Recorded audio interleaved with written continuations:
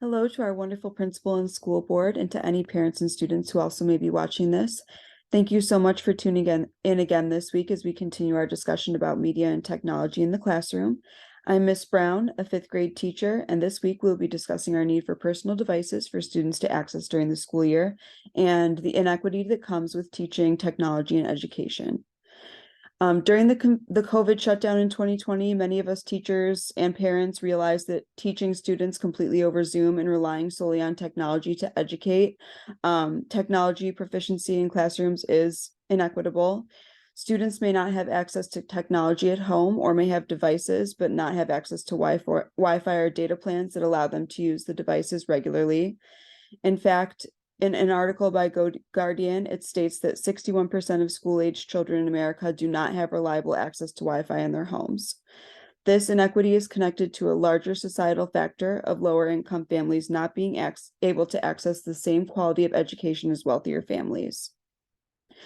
In my classroom, we focus a lot on equity in education, and I want to do my best to level the wealth playing field for students. Because of this, I will not be asking students to do homework assignments that require at-home computer or tablet use. I'm asking the school board and our principal to provide all fifth grade classes with tablets for students to keep at school and use during the school day. Students who do not have access to devices or internet at home will greatly benefit from having individual time to use a device at school, and the knowledge and experience they gain from this will help them throughout the rest of their education and their professional lives.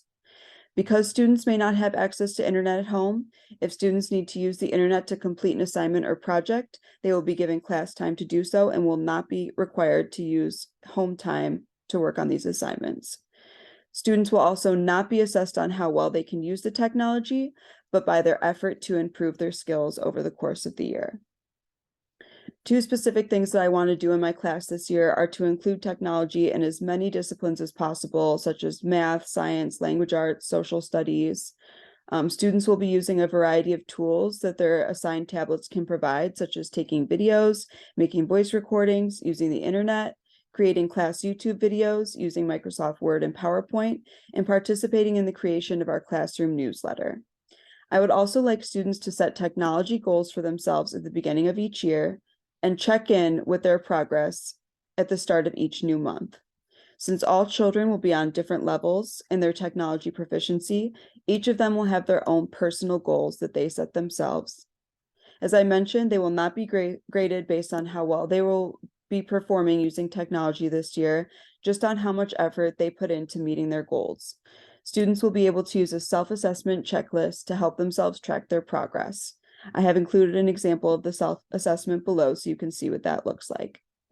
Thank you so much for your consideration. I hope to work with you to ensure that our fifth grade students have the opportunity to develop meaningful understanding of technology this year. Thank you.